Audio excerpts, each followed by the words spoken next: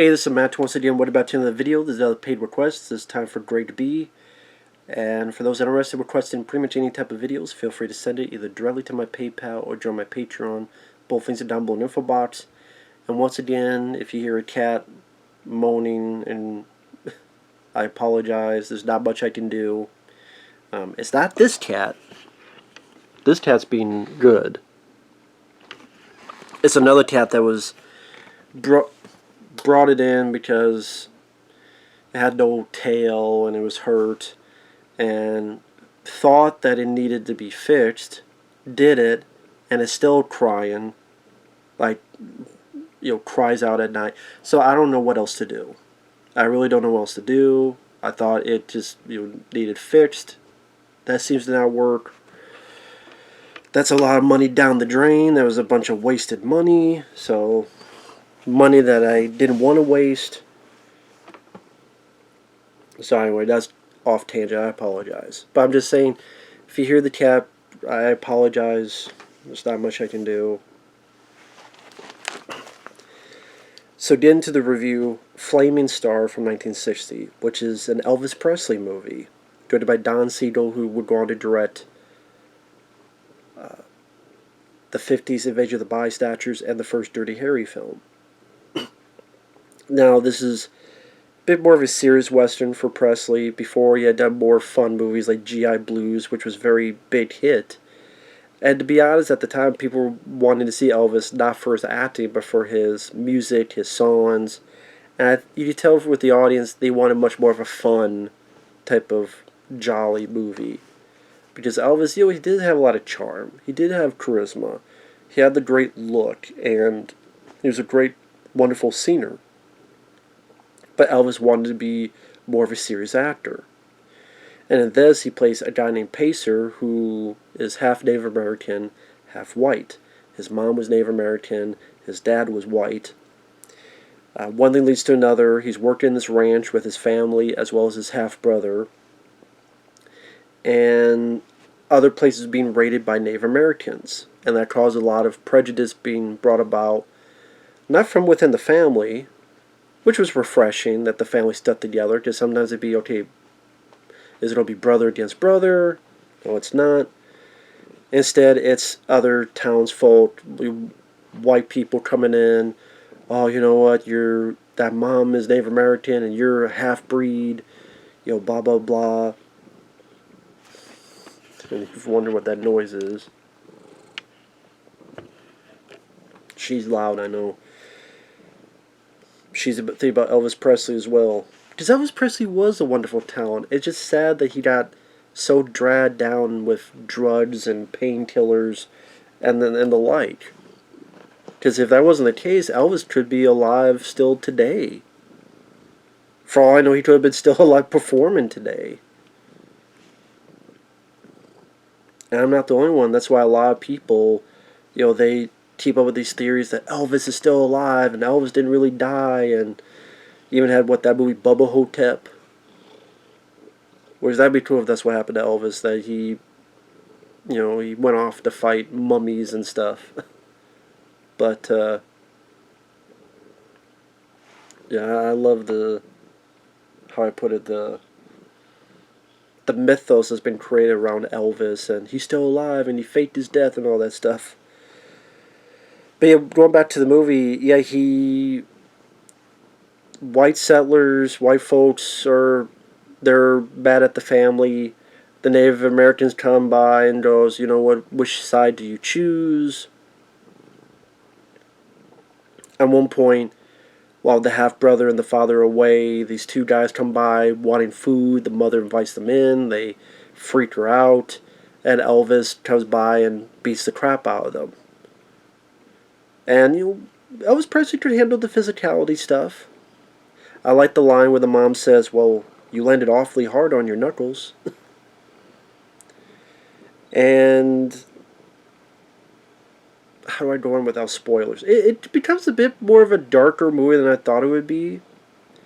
There's a decent violent moments for 1960 when Native Americans raid at the beginning. A guy gets like a flying axe to the chest. Another gets hit in the head. Later on, there's someone they just shot with arrows. And it's one of those scenes where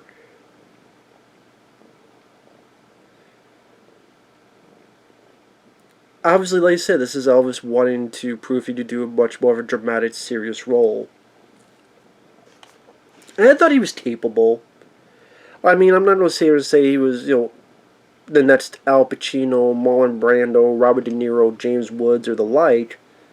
But he was competent enough. He was fine enough. And like I said, I think he would have worked well in Rio Bravo. Like I said, they wanted him with John Wayne and Dean Martin.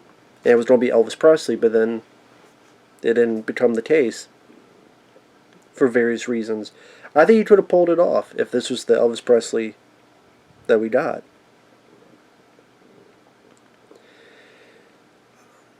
I think for at the time, one of the reasons it bombed, a lot of times the people who went to see Elvis movies were women, and a lot of women don't really care for westerns. And then you find out that there's only 2 songs in it. There's a song at the beginning, "Flaming Star," the title song. Then there's a song with Elvis playing the guitar, which the voice sounds off. Maybe they wanted to make it seem as if, well, he's not a professional crooner, so you got to alter the voice, or he's got to do it differently. It just didn't sound right, though. It sounded. You should have just gone with the regular. Doesn't matter if it's Elvis. It doesn't matter if he sounds too good for a rancher. Just it doesn't sound that good with the way they did it in the movie.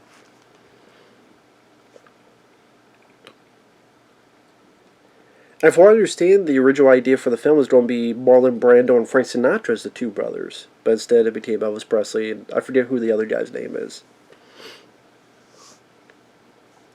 So pretty much, bad things happen to his family, and it makes Elvis Presley choose a side, although pretty briefly.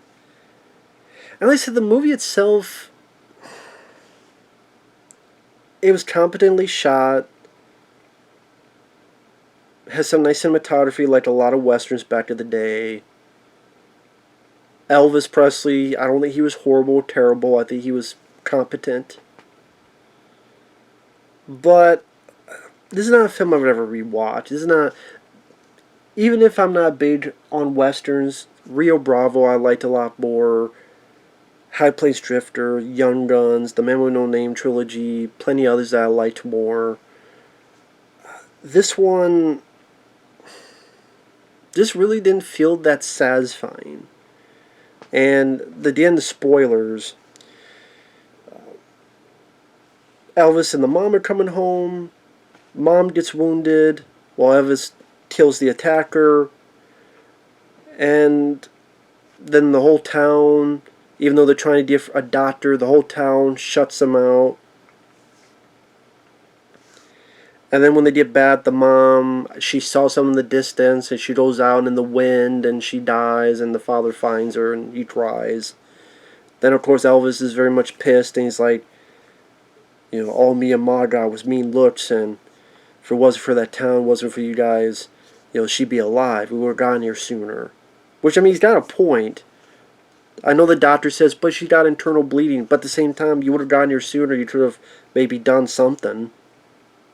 I don't know, maybe not. It was the Old West. Maybe there was no way for him to stop internal bleeding. But understandably so, Elvis is tired of what white people were doing to him, and so he decides to join the Native Americans. And he has a pretty decent scene where he makes that decision, and the half-brother tries to stop him. He's like, get out of my way, and they fight a little bit.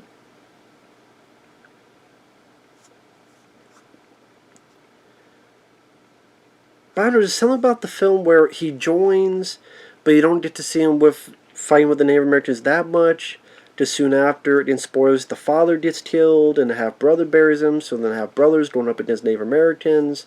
Okay, so you're thinking now it's going to be brother against brother, and they don't really battle it out. Not really, because then the brother gets hurt, and then Elvis quickly helps him, and tries to get him to safety, and he immediately starts fighting the Native Americans. At least a couple of them, while shirtless. And then he gets the half-brother back to the to the place, and then he calls out for Paul, and that's when he finds out that the dad is dead, and Native Americans killed him, and so Elvis Presley's pissed. And this is what I mean by the unsatisfaction. Like, I'm like, this is the way it ends?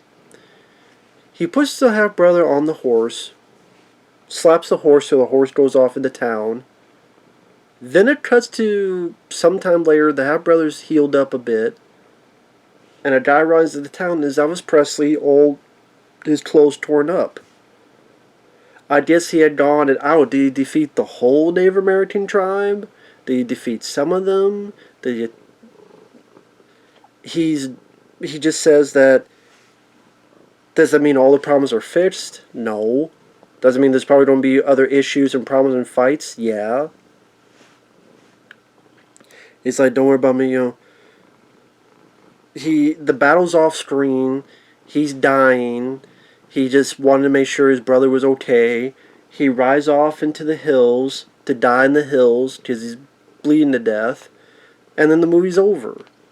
I'm sitting there going,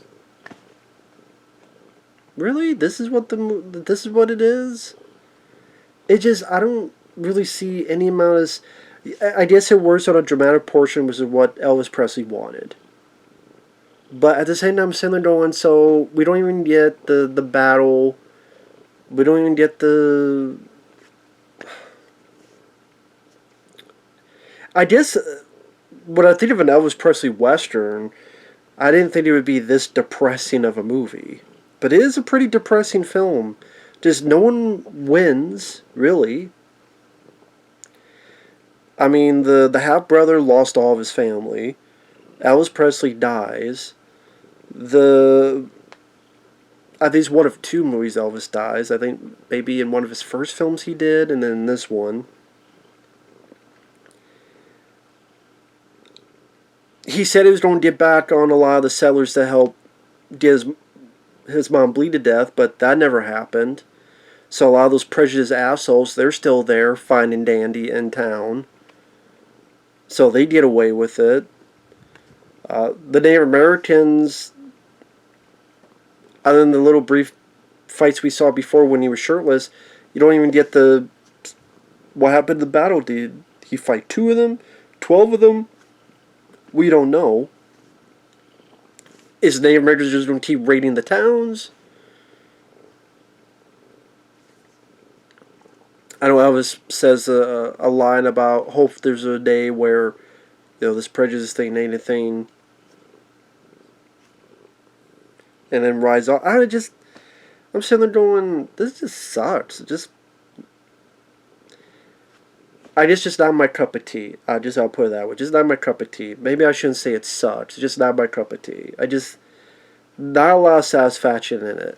I mean, to be honest, the only interest of this movie was to see Elvis Presley showcase that he did act decently. He wasn't that bad. Again, he wasn't Al Pacino or James Woods or any of the like, but he could be competent enough to have the right look, the right stares, the right reactions, and not be laughable, not be, oh, this is so ridiculous. He's trying to act now. Just stick with music. Like, Elvis is not the problem with the film, at least to me. Again, I guess you want to see a depressing dissertation of prejudice for Western. Okay, then it's succeeded in that.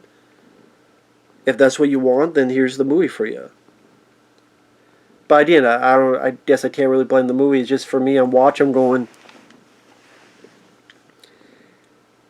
you look at, I can see why audiences maybe at the time felt, I don't really want to see the film, or they just didn't bother with it. I did understand why. And it's called Flaming Star, because one of the last lines he says, now there's no hope for me. I saw the last flaming star, so the flaming star of death. Hey, baby. I tell you, anytime I look at Elvis, I think of Johnny Bravo, which I know. Hey, mama. I saw the flaming star of death. Oh, mama. Oh, mama. I don't want to put you in a hurt locker, mama. We'll ride off. We'll die. By rain, we'll die. We'll be finding mummies in retirement home with Ozzie Davis. They use JFK. But if you like, I mean, if you want to see it for the curiosity of Elvis Presley, go for it. There are plenty of other Elvis Presley films like his filmography that are much more than just the fun. There's Jailhouse Rock, there's GI Blues, all this stuff. And again, I think this is the kind of film Elvis himself wanted to do more of. But I also think it's the type of movie his audience didn't really want out of him. Again, the lacquer songs, the again depressing nature of the story, the ending that to me purposely not satisfying. And I mean the action scenes weren't really they were there, but it's not like anything I'm gonna remember in a week from now. I did like a couple fist fights with Elvis, a little bit with a knife, but it's nothing that monumental. Again, like I could just go watch Rio Bravo or other movies of that nature. So I just watch a trailer and then take it for what you will. Like I'm sorry, Grade B, it's not much of a review with all these other things going on. I just don't really know what else to say about it. It just